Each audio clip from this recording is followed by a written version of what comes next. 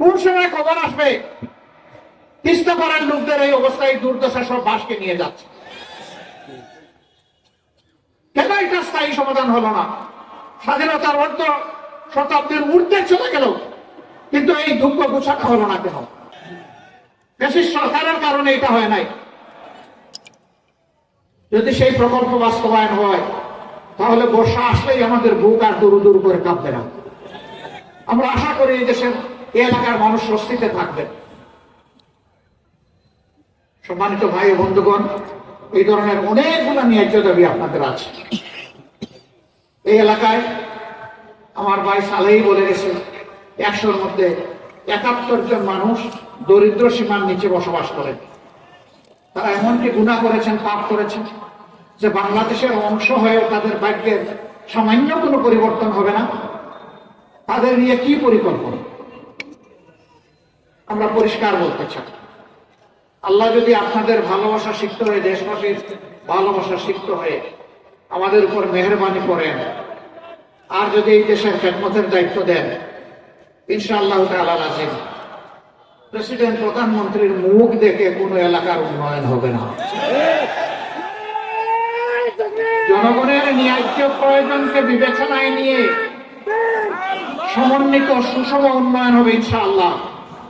সম্পদ যা আল্লাহ দিবেন তার সদ্ব্যবহার হবে সততা এবং ইনসাফের ভিত্তিতে। যে এলাকাগুলো এগিয়ে গিয়েছে সেই এলাকাগুলোকে একদিকে রাখা হবে, আর যে এলাকাগুলো পিছিয়ে পড়েছে তাদেরকে অগ্রাধিকার ভিত্তিতে সামনে নিয়ে আসা হবে ইনশাআল্লাহ। এটা ইনসাফের দাবি, এটাই হতে হবে। বরঞ্চ দীর্ঘদিন তাদেরকে যে বঞ্চিত করা হয়েছে, এটার মাসুল হিসাবে এখানে আরো বাড়তি কিছু করা প্রয়োজন হবে। আপনারা আমাদের জন্য দোয়া করবেন।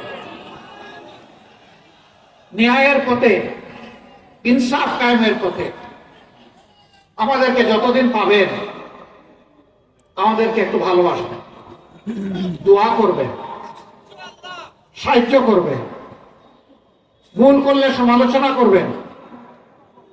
সত্যের পথে, দেশ গড়ার পথে আপনারা ইনশাআল্লাহ পাশে থাকবেন। আপনাদের বুকের বিছানায় আমাদের জন্য একটু জায়গা করে দেবেন। পারবেন তো আপনারা? এই দাওয়াত নিয়ে ঘরে ঘরে পৌঁছে যেতে হবে। ইনসাফের দাওয়াত, সাম্যের দাওয়াত, মানবিকতার দাওয়াত, দুর্নীতিমুক্ত সমাজ গড়ার দাওয়াত, কোরআনের আইন কায়েমের দাওয়াত। আসুন সেই দাওয়াত বুকে নিয়ে আমরা কুড়িগ্রামের প্রত্যেকটা ঘরে ঘরে ছড়িয়ে পড়ি। আজকে এইখানে আপনারা কষ্ট করে এসেছেন, দিন ভরা রাত ভরা, শীতের একটু চাপ বেশি, সব কিছু উপেক্ষা করে আপনারা এখানে এসেছেন দুটি কথা শোনার জন্য, আমাদেরকে দেখার জন্য, আমাদের ভালোবাসা, তাই না? এই ভালোবাসা কার জন্য? এই ভালোবাসা কার জন্য? আল্লাহ তাআলার জন্য। আল্লাহ তাআলার কাছে দোয়া করি আমাদের এই ভালোবাসার বিনিময়ে আল্লাহ যেন বাংলাদেশটাকে সুন্দর করে দেন। আমাদের শহীদদের রক্তের মর্যাদা যেন আমরা দিতে পারি, সেই তৌফিক দান করুন। এবং আল্লাহ রাব্বুল আলামিন এই ভালোবাসাকে তার প্রিয় জান্নাত পর্যন্ত যেন পৌঁছে দেন।